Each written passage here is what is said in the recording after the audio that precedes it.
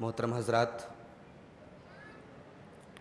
قرآن حکیم کے 26ویں پارے کی کچھ آیتوں کی تفسیر آج ہم دیکھیں گے۔ 26ویں پارے کے شروع میں اللہ تبارک و تعالی نے مشرکین کا رد کیا، اللہ کے سوا دوسروں کی عبادت کرنے والوں کا رد کیا، ان کو کرٹیسائز کیا۔ اللہ نے فرمایا وَمَنْ أَضَلُّ مِمَّنْ يَدْعُو مِن دُونِ اللَّهِ مَنْ لَا يَسْتَجِيبُ لَهُ إِلَى يَوْمِ الْقِيَامَةِ وَهُمْ عَنْ دُعَائِهِمْ غَافِلُونَ۔ اس سے بڑھ کر کے گمراہ کون ہو سکتا ہے جو اللہ کے سوا ایسی چیزوں کو پکارے جو اس کی پکار کو سن بھی نہیں سکتے اور قیامت تک ان کی پکار سے غافل رہتے ہیں۔ اب اس میں پیڑ پودے بھی آ گئے، اس میں پتھر کے بت بھی آ گئے، اس میں اولیاء کرام کی اور نبیوں کی قبریں بھی آ گئیں، جن کو آج دنیا میں پکارا جا رہا ہے۔ ان کی اس پکار پر عمل کرنا تو بڑی دور کی بات ہے، وہ جو مانگ رہے ہیں وہ دینا تو بہت دور کی بات ہے۔ اللہ کیا کہہ رہا ہے؟ وَمَنْ أَضَلُّ مِمَّنْ يَدْعُو مِن دُونِ اللَّهِ مَن لَّا يَسْتَجِيبُ لَهُ إِلَى يَوْمِ الْقِيَامَةِ، قیامت تک وہ تمہاری پکار کو سن نہیں سکتے۔ وَهُمْ عَن دُعَائِهِمْ غَافِلُونَ، وہ تو تمہاری پکار سے غافل ہیں۔ وَإِذَا حُشِرَ النَّاسُ كَانُوا لَهُمْ أَعْدَاءً، اور قیامت کے دن جب لوگوں کو اکٹھا کیا جائے گا، میدان محشر قائم کیا جائے گا، یہی اللہ کے اولیاء کرام، یہی اللہ کے نیک بندے اور یہی انبیاء کرام جن کو دنیا میں پکارا جا رہا تھا، ان مشرکوں کے دشمن بن جائیں گے۔ وَكَانُوا بِعِبَادَتِهِمْ كَافِرِينَ، اور وہ انکار کریں گے کہ اے اللہ ہم نے ان کو عبادت کرنے کا حکم نہیں دیا تھا۔ تو شرک کی جڑوں کو یہ آیت کریمہ کاٹ رہی ہے کہ غیر اللہ کو جتنے پکارنے والے ہیں وہ انتہائی نامعقول اور غلط کام کر رہے ہیں، جن کی عبادت کر رہے ہیں وہ خود قیامت کے دن انکار کریں گے۔ اس کے بعد اللہ تعالیٰ نے کافروں کا ایک جملہ نقل کیا۔ کافر لوگ بولتے تھے کہ اگر یہ دین سچا ہے، اگر محمد صلی اللہ علیہ وسلم اللہ کے سچے رسول ہیں، تو یہ غریب لوگ، یہ چھوٹے چھوٹے لوگ یہ پہلے ایمان لائے، پہلے تو ہمارے جیسے چودھری لوگ، بڑے بڑے لوگ ایمان لانا چاہیے تھا۔ یہ پہلے ایمان لائے، پہلے انہوں نے اللہ کے رسول کی بات کو مانا، اس کا مطلب کہ اللہ کے رسول صحیح نہیں ہے، غلط ہے۔ وَقَالَ الَّذِينَ كَفَرُوا لِلَّذِينَ آمَنُوا، ان کافروں نے ایمان والوں کے بارے میں کہا لَوْ كَانُوا خَيْرًا مَا سَبَقُونَا إِلَيْهِ، اگر یہ دین سچا ہوتا، یہ دین صحیح ہوتا تو ہم سے پہلے یہ ایمان نہ لاتے۔ وَإِذْ لَمْ يَهْتَدُوا بِهِ، اور چونکہ ان کو ہدایت نہیں مل سکی، انہوں نے اسلام کو قبول نہیں کیا۔ فَسَيَقُولُونَ هَذَا إِفْكٌ قَدِيمٌ، تو یہ کہتے ہیں کہ محمد صلی اللہ علیہ وسلم تو جھوٹ بول رہے ہیں اور پرانی باتیں بتا رہے، پرانا جھوٹ گڑھ کے لا رہے ہیں۔ اب یہ تو کافروں کی بات ہوگی۔ اب یہاں پر ایک اصول آپ کو بتا رہا ہوں اہل سنت والجماعت کا، صحابہ کے بارے میں اہل سنت والجماعت کا، سلف کا ایک اصول آپ کو بتا رہا ہوں کہ اگر کوئی کام دین کے نام پر آج ہو رہا ہے تو ہم یہ دیکھیں گے کہ وہ دین کے نام پر کیا جانے والا کام صحابہ کے دور میں ہوتا تھا یا نہیں ہوتا تھا۔ اگر صحابہ کے دور میں نہیں ہوتا تھا اور آج اس کو دین سمجھ کے کیا جا رہا ہے، اس کا مطلب کہ وہ رانگ نمبر ہے۔ لو کان خیرا ما سبقونا الیہ، وہ کافروں کا جملہ تھا نا کہ اگر دین سچا ہوتا، اگر یہ کام صحیح ہوتا تو ان سے پہلے، یہ ہم سے پہلے اس پر عمل نہ کرتے۔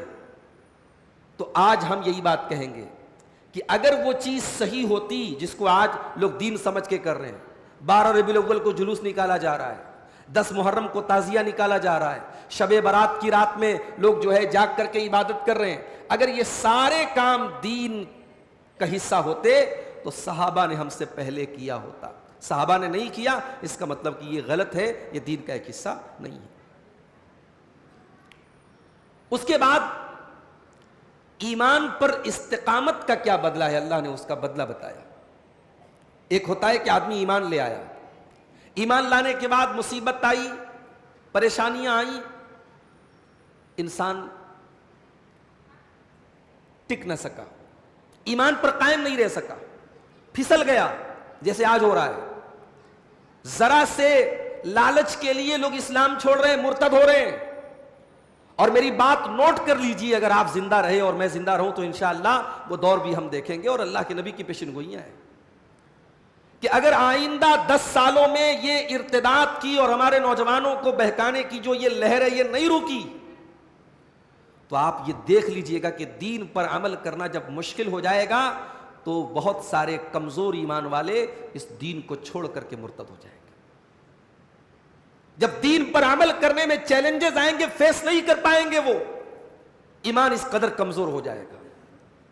اسی لیے اللہ فرماتا ان الذین قالوا ربنا اللہ, جو یہ کہتے ہیں کہ ہمارا پروردگار اللہ ہے, ثم استقاموا, اور پھر اس کے اوپر جم جاتے ہیں, اس کے اوپر قائم ہو جاتے ہیں, فلا خوف علیہم ولا هم یحزنون, ان کو کسی بات کا نہ تو ڈر ہوگا نہ غم ہوگا. دنیا میں بھی کوئی ان کو ڈرا نہیں سکتا. زیادہ سے زیادہ کیا ہوگا بھائی, مار دو گے, مر جائیں گے ہم. وہ فرعون کے دربار میں جادوگروں نے کیا کہا تھا, فقد ما انت قاض, جو کرنا ہے کر لے, ہمیں کوئی پرواہ نہیں.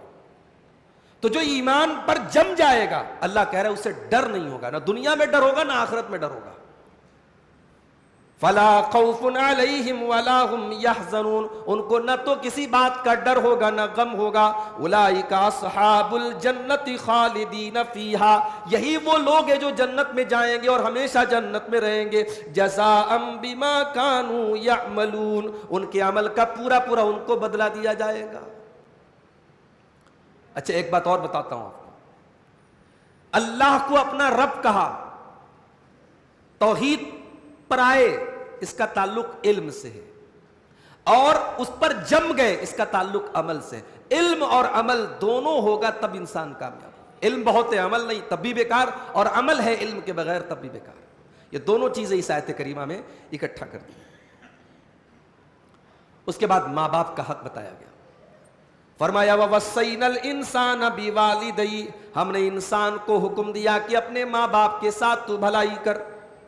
وَوَصَّيْنَا الْإِنسَانَ بِوَالِدَيْهِ إِحْسَانًا, ہم نے انسان کو حکم دیا کہ اپنے ماں باپ کے ساتھ تو بھلائی کر.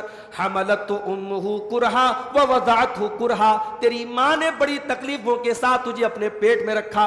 وَوَضَعَتْهُ كُرْهًا, اور بڑی تکلیفوں کے ساتھ تجھے جنم دیا. وَحَمْلُهُ وَفِصَالُهُ 30 شهرًا, اور حمل میں رکھنے کی مدت اور دودھ چھڑانے کی مدت 30 مہینے. اس سے یہ پتہ لگا چونکہ دودھ پلانے کی میکسیمم مدت 2 سال ہے شریعت میں, اور یہاں اللہ 30 مہینہ کہہ رہا ہے دودھ چھڑانے کی اور حمل کی مدت. اس کا مطلب اگر ہم 30 مہینے میں سے 24 مہینے مائنس کر دیں تو بچا 6 مہینہ, یعنی 6 مہینے کی پریگننسی بھی کے ذریعے بھی ڈیلیوری ہو سکتی ہے, 6 مہینے کا بھی بچہ پیدا ہو سکتا ہے. شرعاً اس میں کوئی حرج کی بات نہیں ہے. یہاں اللہ تعالیٰ نے ماں باپ کے ساتھ بھلائی کا حکم دیا اور تکلیف ذکر کر رہا ہے ماں کی, کہ ماں نے پیٹ میں رکھا, ماں نے جنم دیا, ماں نے دودھ پلایا. ایسا کیوں؟ باپ بھی تو قربانی دیتا ہے.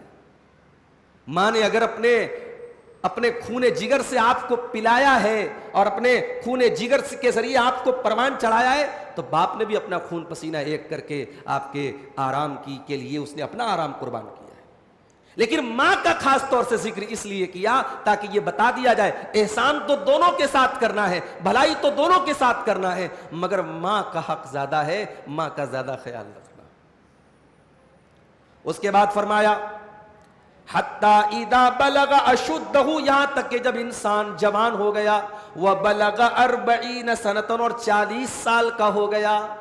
جب انسان 40 سال کا ہو گیا, قالا, تب انسان کو یہ دعا پڑھنی چاہیے, رب اوزعنی ان اشکر نعمتک التی انعمت علی وعلی والدی, اے میرے پروردگار تو مجھے توفیق دے کہ میں تیری اس نعمت کا شکریہ ادا کروں جو نعمت تو نے مجھ کو دی ہے اور میرے والدین کو دی ہے. وان اعمل صالحا ترضا, اور اے اللہ مجھے نیک عمل کرنے کی توفیق دے. واصلح لی فی ذریتی, اور اے اللہ میری اولاد کو بھی تو درست کر دے. انی تبت الیک و انی من المسلمین, اے اللہ میں تیری بارگاہ میں توبہ کرتا ہوں اور میں مسلمان ہوتا ہوں.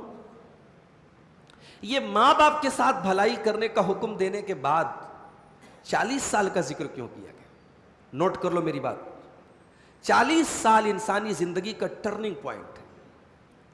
40 سال کی عمر نہ تو 18 سال والی جوشیلی عمر ہے، نہ 50-60 سال کی بڑھاپے کی عمر ہے.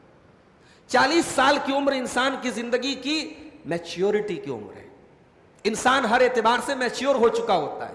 عورت ہوتی ہے تو کئی بچوں کی ماں بن چکی ہوتی ہے. آدمی ہوتا ہے تو بزنس وغیرہ سب ڈیولپ کر چکا ہوتا ہے، نوکری پا چکا ہوتا ہے، کاروبار سیٹلڈ ہو چکا ہوتا ہے، بچے ہو چکے ہوتے ہیں، بچے بھی کچھ ٹین ایجر ہو چکے ہوتے ہیں.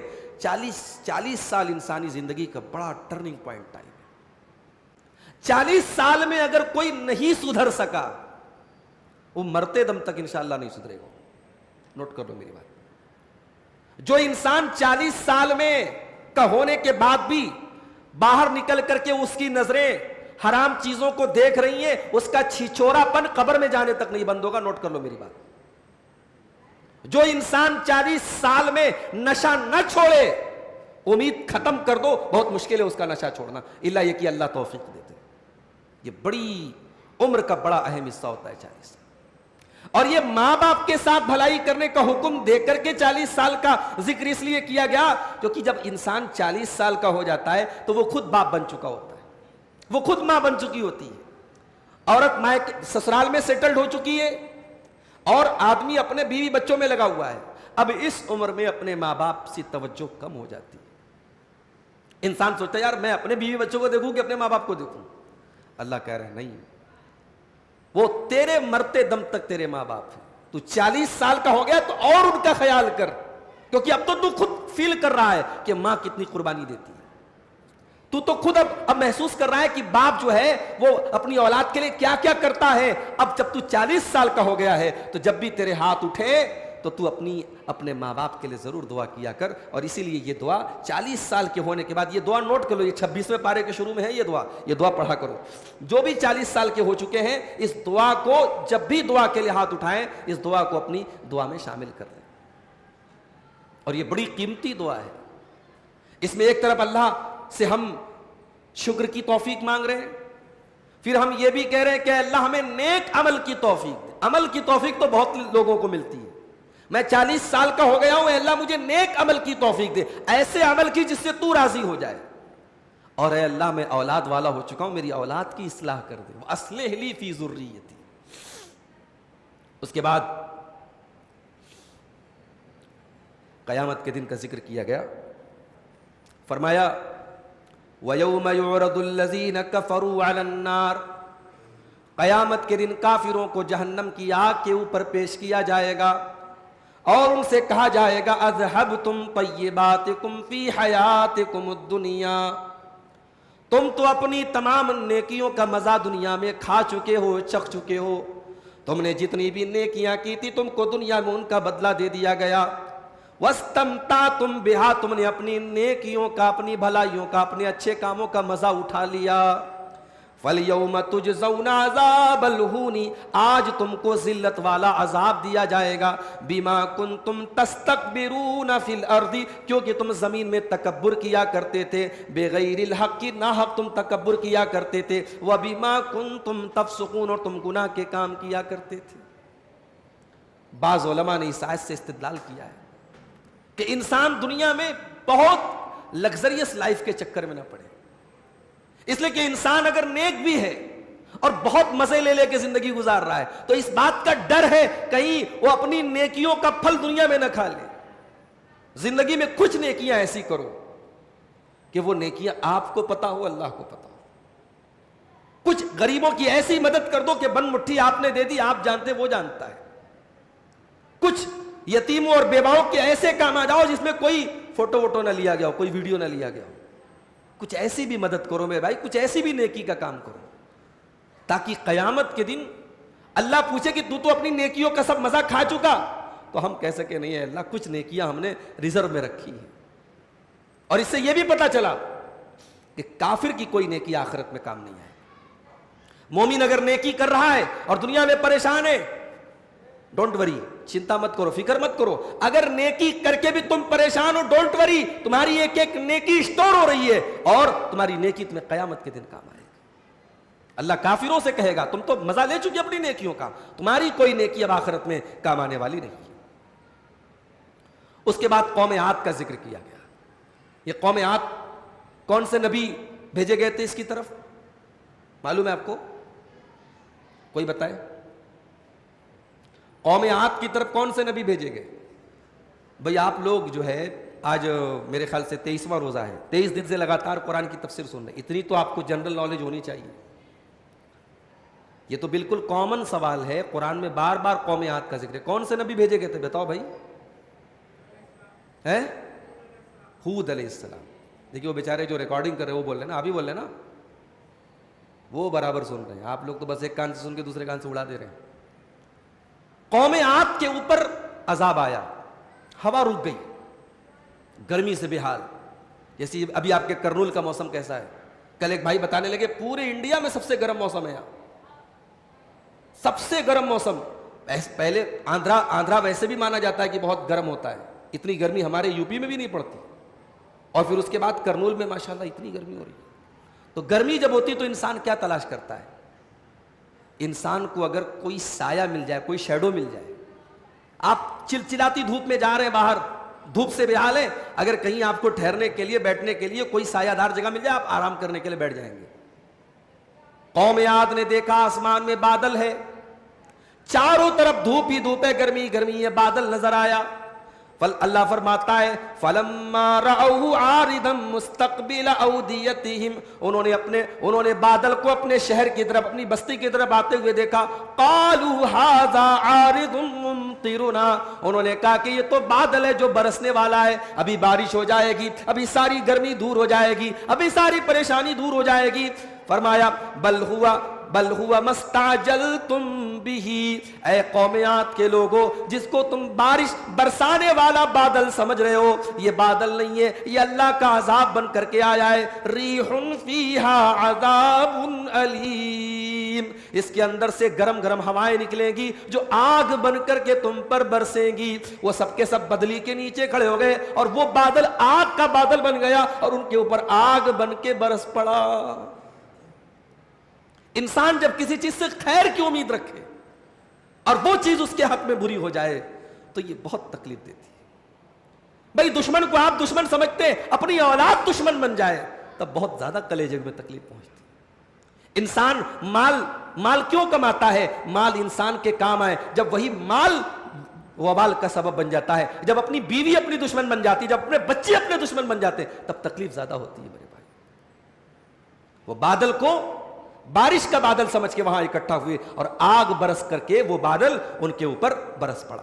اور اس کے بعد اللہ نے فرمایا تدمر کل شیء بامر ربھا، تدمر کل شیء بامر ربھا، اور وہ بادل جب آگ بن کر کے برسا تو ہر چیز کو تباہ کر ڈالا۔ قوم عاد مثل دیے گئے، قوم عاد جن کو اپنی طاقتوں پر ناز تھا، جن کو اپنے اپنے بڑے بڑے مکانوں پر ناز تھا، ان کو اللہ نے ایک ہلکے سے عذاب کے ذریعے مثل ڈالا۔ ٹیکنالوجی دھری کی دھری رہ جائے گی، طاقت دھری کی دھری رہ جائے گی۔ جن ملکوں کو ناز ہے کہ صاحب ہم دنیا میں سب سے ڈیولپڈ ہیں، اللہ کا عذاب آئے گا تو تدمر کل شیء، ہر چیز برباد کر دے گا۔ ظلم کرنے والے کر لیں، اپنی طاقت اور اپنے ہتھیاروں پہ ناز کرنے والے ناز کر لیں۔ قوم عاد کو بھی اپنی طاقت پہ بڑا ناز تھا، اللہ کا عذاب آیا تو ہر چیز کو تہو بالا کر دیا، ہر چیز کو برباد کر دیا میرے پیارے بھائی۔ اسی لیے جب ہوا چلتی تھی اللہ کے نبی ایک دعا پڑھتے تھے، کیا پڑھتے تھے؟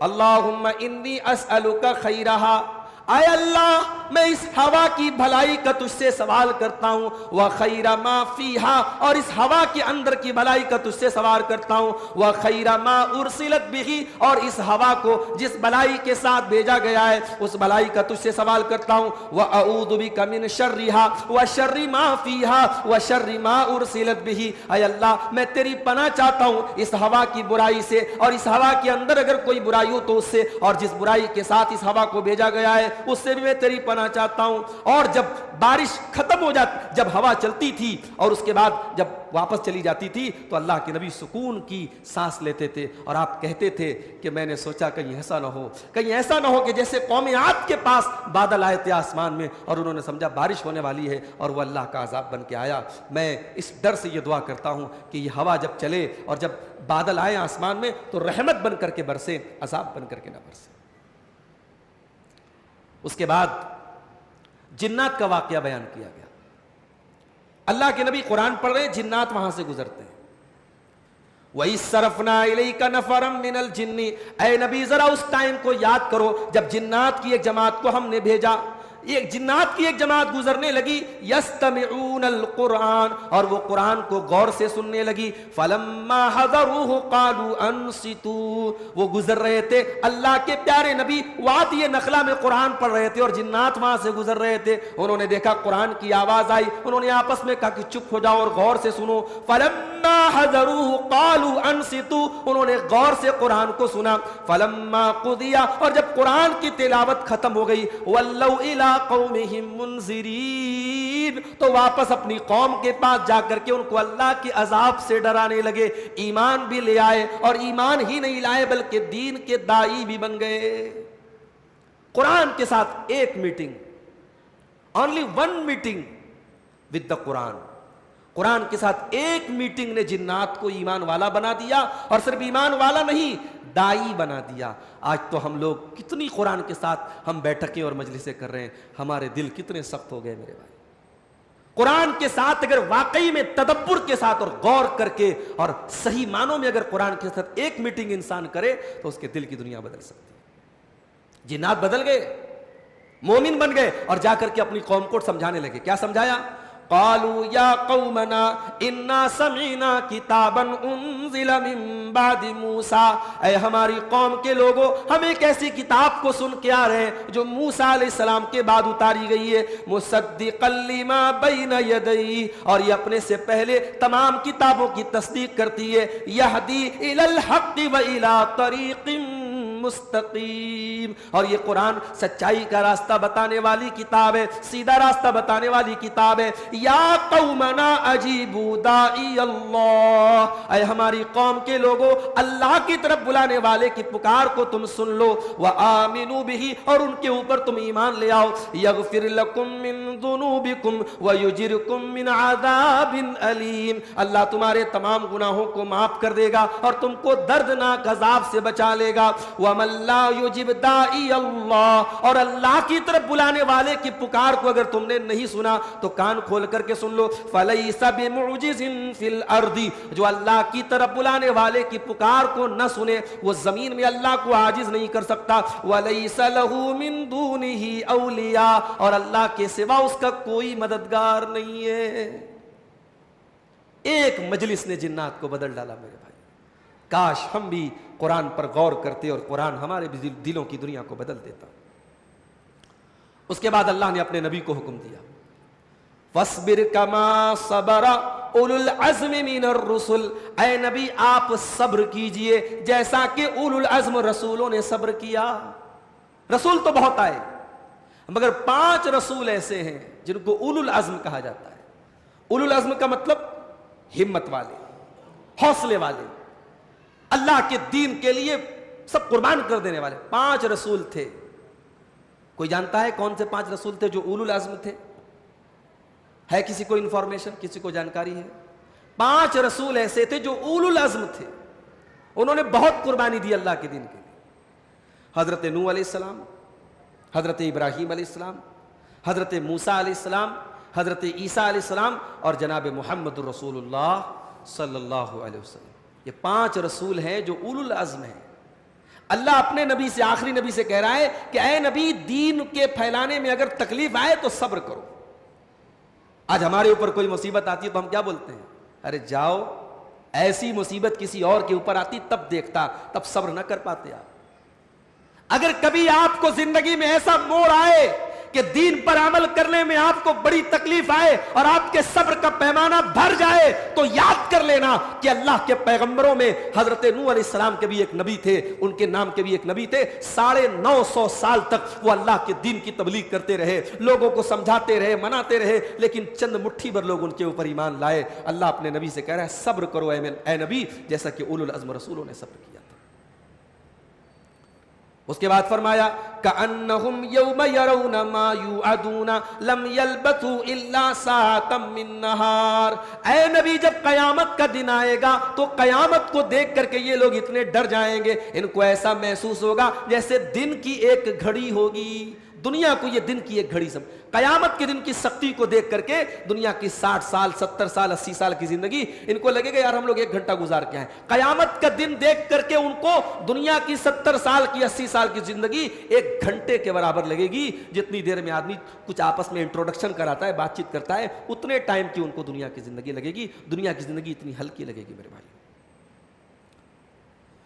اس کے بعد سورہ محمد شروع ہوتی ہے۔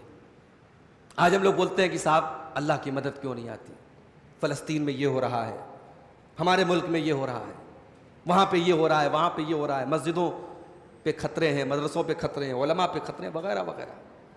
سورہ محمد میں اللہ جواب دیتا ہے یا ایھا الذین آمنوا ان تنصروا اللہ ینصرکم ویثبت اقدامکم، اے ایمان والو جب تم اللہ کی مدد کرو گے تب اللہ تمہاری مدد کرے گا۔ سوال، کیا اللہ ہماری مدد کا محتاج ہے؟ ہم اللہ کی مدد کریں؟ نعوذ باللہ، نہیں۔ اللہ تو صمد ہے، تو سب کو کھلا رہا ہے پلا رہا ہے، اس کو کس کی ضرورت ہے؟ اللہ کی مدد کرو سے مراد اللہ کے دین کی مدد کرو۔ اللہ کے دین کو پھیلانے میں، اللہ کے دین کو غالب کرنے میں ہم سب اپنے گریبانوں میں جھانکیں اور غور کریں ہمارا کتنا رول ہے۔ صبح سے لے کے شام تک ہم نے بیوی کے لیے بہت کچھ کیا، بچوں کے لیے بہت کچھ کیا، بینک بیلنس کے لیے بہت کچھ کیا، دنیا کی تجارت کے لیے بہت کچھ کیا، دین کے لیے کیا کیا؟ 1 منٹ بھی ہم نہیں گزارتے دین کے لیے، 1 پیسے بھی خرچ کرنے میں ہمیں نانی مرتی ہے ہماری۔ تو جب دین کے لیے ہم کچھ نہیں کرتے اور ہم یہ ایکسپیکٹ کرتے ہیں کہ اللہ ہماری مدد کرے گا، نہیں۔ ان تنصر اللہ، جب تم اللہ کی مدد کرو گے، اللہ کے دین کی مدد کرو گے، اللہ تمہاری مدد کرے گا۔ وَيُثَبِّتْ أَقْدَامَكُمْ، اور تمہارے قدم کو جما دے گا، تمہیں مضبوط کر دے گا، تمہیں حوصلہ دے گا، تم کو ہمت دے گا، تم کمزور نہیں پڑو گے۔ اللہ کے دین کی مدد کیجیے، اللہ آپ کی مدد کرے گا۔ اس کے بعد فرمایا کہ ان کافروں میں اور جانوروں میں کیا فرق ہے؟ والذین کفروا یتمتعون ویأکلون کما تأکل الانعام، یہ کافر لوگ تو جانوروں کی طرح کھاتے ہیں اور مزے لیتے ہیں۔ فالنار مثوی لہم، ان کا ٹھکانہ جہنم ہے۔ زندگی صرف پیٹ کی اور شرمگاہ کی خواہش پوری کرنے کا نام نہیں ہے میرے بھائی۔ اگر زندگی صرف پیٹ کی اور شرمگاہ کی خواہش کو پورا کرنے کا نام ہوتا تو یہ تو بکری بکرا بھی یہ کام کر رہے ہیں، کتا کتیا بھی یہ کام کر رہے ہیں، جانور بھی یہ کام کر رہے ہیں، ان کے بھی پیٹ کی شہوت پوری ہو رہی ہے، ان کی بھی شرمگاہ کی شہوت پوری ہو رہی ہے۔ زندگی اتنی ہلکی اور اتنی حقیر نہیں ہے، زندگی کا ٹارگٹ بہت اونچا ہے۔ میری زندگی کا مقصد تیرے دین کی سرفرازی، میں اسی لیے مسلمان، میں اسی لیے نمازی۔ ہم اللہ کو راضی کرنے کے لیے آئے ہیں۔ صرف کھانا، بھائی ہم کھانا کھائیں، ہم اپنی جنسی خواہش کو جائز طریقے سے پورے کریں، مگر this is not the aim of life. یہ زندگی کا مقصد نہیں ہے، شہوت پوری کرنا زندگی کا مقصد نہیں ہے۔ اللہ نے کہا ان کافروں کا مقصد کیا؟ کھائیں اور انجوائے کریں۔ تو یہ کام تو جانور بھی کر رہا ہے، تو یہ جہنم میں جانے والے ہیں۔ اس کے بعد سورہ حجرات شروع ہوتی ہے۔ سورہ حجرات میں اللہ نے فرمایا یا ایھا الذین آمنوا لا تقدموا بین یدی اللہ ورسولہ، اے ایمان والو اللہ سے اور اس کے رسول سے آگے مت بڑھو، واتقوا اللہ، اور اللہ سے ڈرو۔ اللہ اور اس کے رسول سے آگے بڑھنے کا کیا مطلب ہے؟ اللہ کی کوئی بات ہمارے سامنے آئی، رسول کی کوئی بات ہمارے سامنے آئی، ہم نے گھمانا شروع کر دیا۔ بھائی بات تو صحیح ہے، مگر ہمارے حضرت نے ایسا بولا ہے، ہمارے امام صاحب نے ایسا کہا ہے، ہمارے یہاں ایسا ہوتا ہے۔ ابھی ایک پوسٹ میں نے ڈالی، پوسٹ فیس بک کے اوپر، کہ عورت کرنول میں بڑا اچھا ماحول ہے، عورتیں بھی اعتکاف میں بیٹھتی، تو ایک بھائی صاحب کا میسج آیا کمنٹ آیا کہ آپ نے سب بات تو صحیح لکھی ہے مگر یہ بات غلط لکھی ہے آپ نے کہ عورت مسجد میں اعتکاف کرے. تو میں نے ان کے کمنٹ کا جواب دیا کہ یہ غلط نہیں, آپ کے حساب سے غلط ہے, شریعت کے حساب سے غلط نہیں. بھئی آپ مت مانیں, نبی کے دور میں, صحابہ کے دور میں اعتکاف عورتیں مسجد میں ہی کرتی تھی, گھر میں اعتکاف کا کوئی کانسیپٹ نہیں تھا, نہ ہے, تو آپ نے بنا لیا کہ صاحب عورتیں مسجد میں نہ کریں, گھر میں کریں. تو آپ اپنے مسلک کو بچانے کے لیے اللہ اور اس کے رسول کے فرمان کی بلی چڑھا دیں, یہ ہے میرے بھائیو اس آیت میں اس کا ذکر کیا جا رہا ہے. لا تقدموا بین یدی اللہ ورسولہ, اللہ اور اس کے رسول سے آگے بڑھنے کی جرات مت کرو.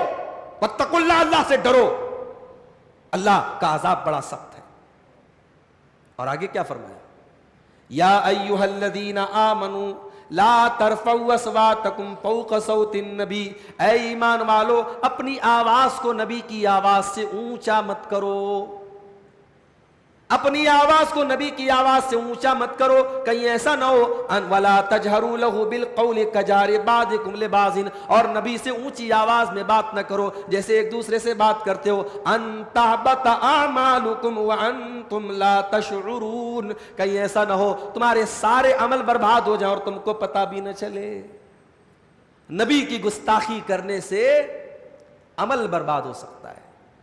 اگر نبی کی آواز سے اپنی آواز کو اونچا نہیں کر سکتے تو نبی کے فرمان کے آگے اپنے 1.5 اینٹ کی اپنی دیوار کھڑی کرنا کیسے جائز ہو جائے گا میرے بھائی. نبی کی حدیث کے آنے کے بعد ایسا ہے ویسا ہے, اگر ہے مگر ہے, چوں ہے چرا ہے, یہ کیسے جائز ہو جائے گا. نو ایف نو بٹ, اللہ کی نبی کی حدیث آئی, صحیح حدیث ہے, بس آمنا و صدقنا, یہ مومن کا شیوا ہونا چاہیے. ایک صحابی تھے حضرت ثابت بن قیس, ان کی آواز تھوڑی نیچرلی جو ہے لاؤڈ تھی, بلند تھی آواز. اب جب یہ آیت نازل ہوئی کہ نبی سے اونچی آواز میں بات مت کرو ورنہ تمہارے عمل برباد ہو جائیں گے, تو حضرت ثابت بن قیس اللہ کے نبی کے پاس آنا بند کر دیتے ہیں. کئی دن تک وہ نظر نہیں آتے, تو اللہ کے نبی صحابہ سے پوچھتے کیا بات ہے, ثابت نظر نہیں آ رہے, کیا بیمار ہے کیا. اللہ کے نبی اپنے ہر صحابی پر نظر رکھتے تھے. اب ثابت بن قیس ایک عام صحابی ہے, کوئی بہت فیمس نہیں ہے, مگر نظر نہیں آ رہے, ایبسنٹ ہے, تو اللہ کے نبی نظر رکھے. بولے کہاں ہے, ذرا پتہ کرو, بیمار تو نہیں ہے. اللہ کے نبی گئے صحابہ کے ساتھ, کیا بات ہے, کیوں نہیں آ رہے ہمارے پاس. اے اللہ کے نبی بیمار نہیں ہو, سب کچھ ٹھیک ہے. وہ قرآن کی آیت اتری ہے نا سورہ حجرات کی, کہ اونچی آواز میں نبی سے بات کرو گے تو عمل برباد ہو جائے گا. اے اللہ کے نبی, میری آواز تو نیچرلی بہت لاؤڈ ہے, بہت بلند آواز ہے, مجھے ڈر لگا کہ کہیں میں آپ کے سامنے بات کروں اور اونچی آواز میں میرے منہ سے بات نکل جائے اور میری ساری نیکیاں برباد ہو جائیں, اتنا گھاٹے کا سودا میں نہیں کر سکتا. ہے اللہ کے نبی. آپ نے فرمایا نہیں, اے ثابت, یہ تمہارے بارے میں نہیں ہے, یہ مجبوری ہے تمہاری, یہ اس کے بارے میں ہے جو گستاخی اور بدتمیزی کرنے کے لیے نبی کے سامنے اونچی آواز میں بات کرے. اسی لیے آج بھی نبی کی مسجد میں اور نبی کی قبر کے پاس بھی اونچی آواز سے بات کرنے سے منع کرتے ہیں علماء. اور اسی لیے علماء کہتے ہیں کہ جس مجلس میں نبی کی حدیثیں پڑھی جائے وہاں پر بھی اونچی آواز میں بات نہیں کرنی چاہیے, کہیں اس آیت میں ہم شامل نہ ہو جائیں کہ نبی سے اونچی آواز میں بات مت کرو ورنہ تمہارے عمل برباد ہو سکتے ہیں. اس کے بعد فیس بک کا رد کیا گیا, واٹس ایپ کا رد کیا گیا, سوشل میڈیا کا رد کیا گیا. سوشل میڈیا کیا ہے صاحب, آج فیک میڈیا ہے. جتنی فیک نیوز ہے پہلے کہاں سے پھیلتی ہے, سوشل میڈیا سے. حدیث کے نام پر جھوٹی حدیث ہے, کوئی بھی بات آپ کو اچھی لگ رہی ہے نیچے لکھ دیا حدیث رسول, اور خوب مزے لے کے شیئر ہو رہا ہے, اسٹیٹس لگا رہے ہیں, فیس بک پہ ڈال رہے ہیں. اللہ فرماتا ہے یا ایھا الذین آمنوا ان جاءکم فاسق بنبأ فتبینوا, اے ایمان والو جب کوئی خبر لے کر کے آئے کوئی بے اعتبار آدمی, کوئی ان آتھینٹک آدمی, تو تم اس خبر کو مان مت لو, اس کی پہلے تحقیق کرو, ویریفائی کرو, اس خبر کی جانچ کر لو. اگر ایسا نہیں کرو گے ان تصیبوا قوما بجہالۃ فتصبحوا علی ما فعلتم نادمین, تو ہو سکتا ہے تم نادانی میں کوئی ایسا ری ایکشن کر بیٹھو جس پر بعد میں تمہیں پچھتانا پڑے. تو مومن جانچ کر کے بات کرتا ہے, مومن تحقیق کر کے بات کرتا ہے, مومن کبھی فیک نیوز شیئر نہیں کرتا, فیک پوسٹ نہیں ڈالتا, فیک اسٹیٹس نہیں لگاتا, فیک چیزوں کو وائرل نہیں کرتا. مومن ہر خبر کی تحقیق کرتا ہے. اس کے بعد کہا گیا تین چیزیں جڑ ہیں دشمنی کی. دشمنی تین چیزوں سے شروع ہوتی ہے. اب ہمارے ستار بھائی بیٹھے ہیں, عبدالستار صاحب, ہمارے پچھلے سال کی دوستی ہے, 2 سال کی دوستی ہونے جا رہی ہے. اب یہ ان سے ہمارا تعلق ہے. اب ہم ان کے بارے میں دیکھیے, دشمنی شروع کہاں سے ہوتی ہے؟ پہلے بدگمانی ہوتی ہے. ہمارا کسی تیسرے کے ساتھ جھگڑا چل رہا ہے اور ہمارے ستار بھائی کو ہم نے دیکھا کہ صاحب مسجد کے کارنر میں بیٹھ کے اس سے گپے لڑا رہے ہیں. میں لگا او یہ اپوزٹ پارٹی میں چلے گئے. تو ہوتا ہے نا آج کل پارٹیاں, مسجدوں میں بھی پارٹی بنتی ہے, یہ الگ گروپ ہے, یہ الگ گروپ ہے. تو پہلے بدگمانی سے بات شروع ہوتی ہے, اچھا وہ اس کے ساتھ ہیں. پہلے بدگمانی ہوتی ہے. اس کے بعد سیکنڈ اسٹیپ تجسس, ہم جاسوسی کرتے ہیں. شوہر کے اوپر بیوی کو شک ہے تو کیا کرتی ہے؟ اس کی کال ریکارڈ کرنا شروع کر دیتی ہے, اس کا واٹس ایپ چیک کرنا شروع کر. تجسس, جاسوسی, یہ دوسرا اسٹیپ ہے. اور تیسرا اسٹیپ, جب آپ کسی کی جاسوسی کریں گے, کسی کے پیچھے لگ ہی جائیں گے, تو بھائی کوئی فرشتہ تو نہیں ہے, کوئی فرشتہ نہیں ہے. جب آپ کسی کے پیچھے لگ جائیں گے تو 2-4 برائی تو آپ کے ہاتھ لگی جائے گی. اب جب برائی لگی تو آپ کے تو مطلب کی بات ہو گئی. اب آپ کیا کر رہے ہیں؟ ان سے ان سے خوب پھیلا رہے بھائی, ستار بھائی تو ایسے ہیں, غیبت شروع. یہ 3 اسٹیپ ہیں, پہلے بدگمانی, پھر جاسوسی اور پھر غیبت. اللہ نے تینوں سے منع کیا. یا ایھا الذین آمنوا اجتنبوا کثیرا من الظن, اے ایمان والو تم بہت زیادہ گمان مت کیا کرو. ان بعض الظن اسم, کیونکہ کچھ گمان گناہ تک لے کے چلے جاتے ہیں. بلا وجہ دوسروں کے بارے میں جج مت کرو, دوسروں کے بارے میں گیس مت کرو, دوسروں کے بارے میں گمان مت کرو. اور یہی سے شریعت کا ایک اصول پتہ لگتا ہے کہ جو چیز حرام تک لے کے جاتی ہے وہ چیز بھی ہمارے لیے صحیح نہیں ہے. حرام تو حرام ہی ہے, حرام تک لے کے جانے والی چیز بھی حرام ہے. اگر آپ بہت زیادہ گمان کریں گے, 100 چیزوں کا گمان کریں گے, 100 میں اگر 10 گمان بھی گناہ تک لے کے جا رہا ہے, اس کا مطلب کہ زیادہ گمان مت کرو. اس کے بعد فرمایا ولا تجسسوا, اور جاسوسی مت کرو. ولا یغتب بعضکم بعضا, اور ایک دوسرے کی غیبت نہ کرو. ایحب احدکم ان یاکل لحم اخیہ میتا, کیا تم یہ پسند کرو گے کہ اپنے مرے ہوئے بھائی کا گوشت کھاؤ؟ تم کبھی یہ پسند نہیں کرو گے, اس لیے غیبت بھی مت کرو. ارے مرے ہوئے بھائی کا چھوڑ دو, مرغی کھاتے نا آپ, مرغی, چکن, مارکیٹ سے آپ چکن لائے, جتنا دیسی بھی چکن ہو, آپ کچا تو نہیں کھا سکتے نا. اس کو جب تک فرائی نہ کر لیں, پکا نہ لیں, اس میں تھوڑا کھٹا نہ ڈال دیں, تھوڑا نیبو نہ ڈال لیں, تھوڑا ٹماٹر نہ ڈال, لوگ تو کھٹا ماشاءاللہ زیادہ کھاتے ہیں, تو جب تک اس کو آپ پکا نہ لیں اس کو کھانا پسند نہیں کریں گے. یہ چکن کی جو ہم کھا رہے حلال ہے, اگرچہ وہ اللہ کا نام لے کے ذبح ہوا ہے, لیکن کچا ہم نہیں کھا سکتے. اب سوچو ایک مسلمان دوسرے مسلمان کی باڈی کو کاٹے, مرا ہوا پڑا ہے, اس کی لاش پڑی ہے, اس کی باڈی کو کاٹ کاٹ کے اس کا کچا گوشت کھائے. یہ سین جو ہے ہماری نظر میں جب آتا ہے نا, تو ایک کراہیت میں ایک گھن آتی ہے, ایک عجیب سی نفس کے اندر ناپسندیدگی ہے. ایسا کبھی نہیں کر سکتے ہم. اللہ کہہ رہا ہے جو غیبت کرتے ہو تم, اپنے مرے ہوئے بھائی کا گوشت کھاتے ہو. اس آیت کو اگر کوئی سمجھ لے, اللہ کی قسم کبھی غیبت نہ کرے. امام حسن بصری سے کسی نے پوچھا کہ پتہ لگا ہے کہ آپ فلاں کی غیبت کرتے ہیں؟ کہا کہ وہ میری نظر میں اتنا بڑا نہیں کہ میں اپنی نیکی اس کو دے دوں. کیا جواب دیا؟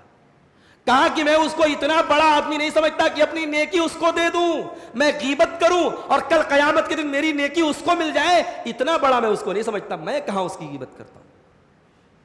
امام بخاری رحمۃ اللہ علیہ اتنے بڑے امام تھے, اور جو آدمی حدیث کا امام ہوتا ہے اس کو ایک کام اور بھی کرنا پڑتا ہے, جرح و تعدیل جس کو بولتے ہیں. اگر کوئی راوی گڑبڑ ہے تو اس کو بولنا پڑتا ہے یہ گڑبڑ ہے, یہ جھوٹا ہے, یہ کذاب ہے, یہ حدیث گڑتا ہے, ایسا بولنا پڑتا ہے, کیونکہ وہ اس کا فن ہے, اس کی فیلڈ ہے.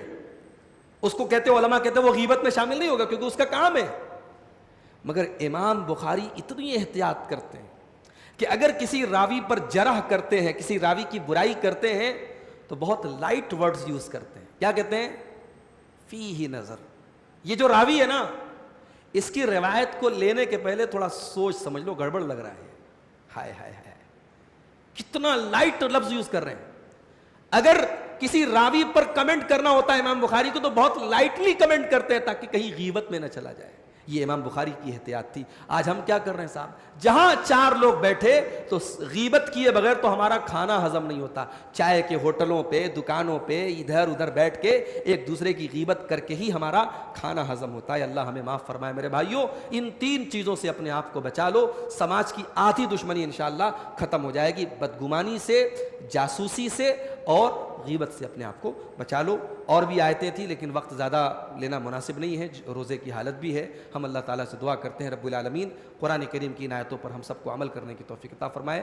انشاءاللہ رات میں ہم جو ہے 27ویں اور 28ویں پارے کو ہم مکمل کریں گے، اور اس کے بعد جو ہے جمعہ کے دن انشاءاللہ ہم قرآن کریم کی تفسیر کے سلسلے کو مکمل کریں گے۔ 27ویں طاق رات کو ہمارے پاس صرف بیان ہوگا۔ تو یہ ترتیب ہماری ہے، دعا کیجیے اللہ تعالیٰ صحت و سلامتی کے ساتھ اس ترتیب کو ہمیں مکمل کرنے کی توفیق عطا فرمائے۔ آمین۔ وآخر دعوانا ان الحمد للہ رب العالمین۔